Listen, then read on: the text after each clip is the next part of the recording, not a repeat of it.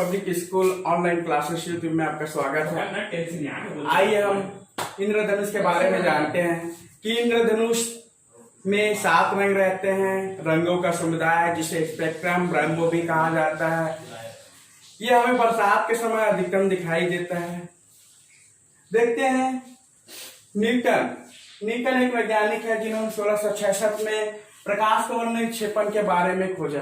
प्रकाश कवर्ण निक्षेपण होता क्या है? जब श्वेत प्रकाश अर्थात सूर्य की किरणें को हम लोग श्वेत प्रकाश कहते हैं और श्वेत प्रकाश के रूप में टॉर्च का भी उपयोग कर सकते हैं हम लोग, जो श्वेत रहता है।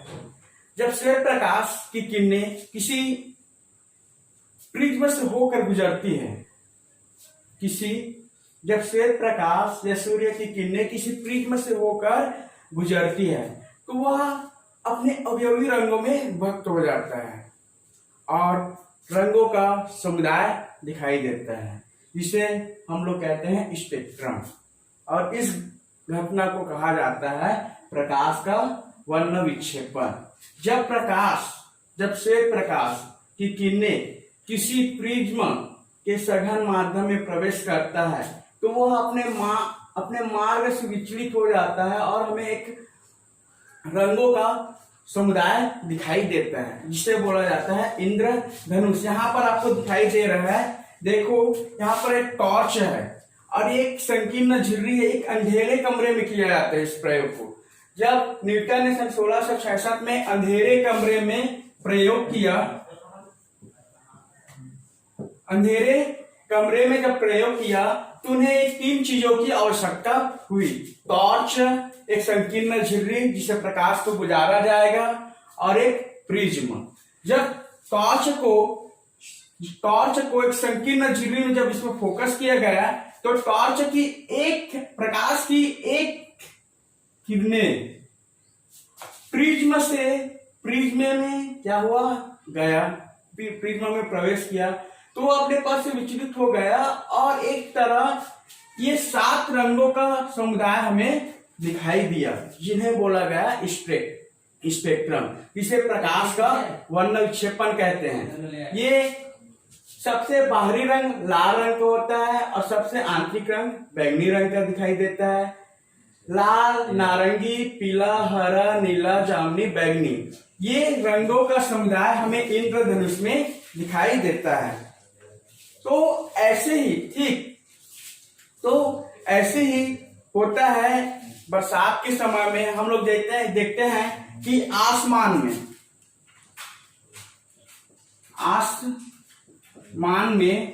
क्या पाया जाता है? प्रिज्म के रूप में। जैसे यहाँ पर हमें प्रिज्म दिखाई दिया, वैसे ही आसमान में हमें बादल दिखाई देते हैं।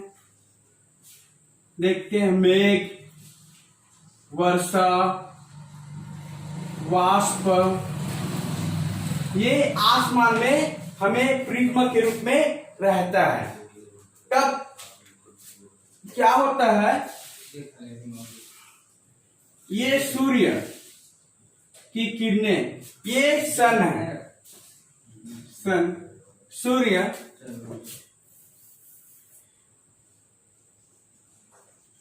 और ये बादल है।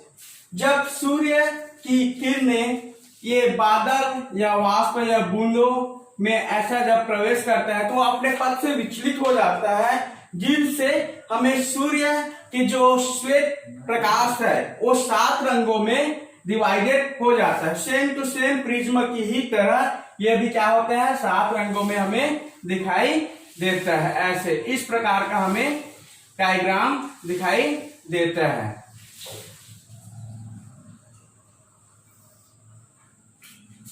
तो जब सूर्य बादल या मेघ या वर्षा की बूंदे में क्या होते हैं, जब पड़ता है तो सूर्य की किरणें का क्या होता है, अपवर्तन हो जाता है। जिसमें अपवर्तन के रूप में किसमें होता है, या मेघ या वर्षा या वाष्प या बूंदे, जल की बूंदे जो विद्यमान रहता है आसमान में।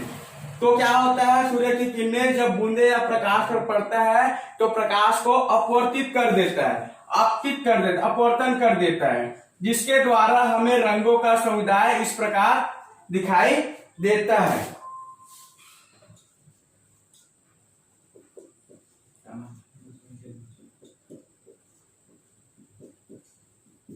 देखो इस टाइप का हमें दिखाई देता है।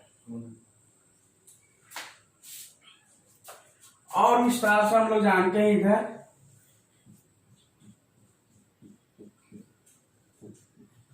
सूर्य, और ये हो गया जल की बूंदे।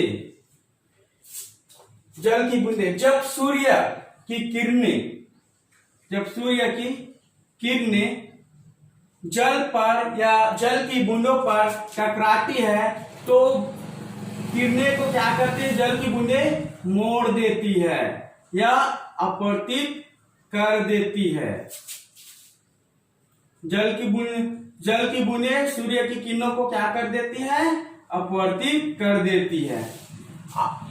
जैसे प्रिज्म अपवर्तित करती है वैसे ही क्या कर देते हैं, अपवर्तन हो जाता है, जिनसे हमें क्या होता है, रंग प्राप्त होता है। इंद्रधनुष दो प्रकार के होते हैं, एक प्राथमिक इंद्रधनुष और एक द्वितीयक इंद्रधनुष। प्राथमिक इंद्रधनुष और द्वितीयक इंद्रधनुष के बारे में हम लोग देखते हैं कि प्राथमिक इंद्रधनुष सेम टू सेम ये है, ये वाला टॉपिक प्राथमिक इंद्रधनुष का है आपका। प्राथमिक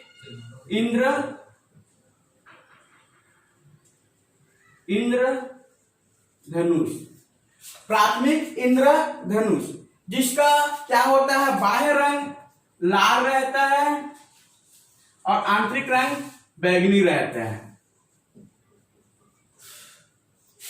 लाल बाह्य रहता है, बाहर की ओर ये जो रहता है ये वायलेट ऊपर की ओर, और नीचे की ओर क्या रहता है, नहीं ऊपर की ओर, सॉरी मिस्टेक हो गया, ऊपर की ओर रेड और नीचे की ओर वायलेट बैंगनी। तो हमेशा पूछा जाता है कि प्राथमिक इंद्रधनुष का कोणीय मान कितना होता है। हमेशा हमें याद रखना है कि प्राथमिक इंद्रधनुष का कोणीय मान 2 डिग्री होता है। अगर आपको हमारा यह वीडियो पसंद आया है तो हमारे Geeta public school YouTube online में जाकर लाइक और सब्सक्राइब कीजिए और बेल आइकन के बटन को जरूर दबाएं। धन्यवाद।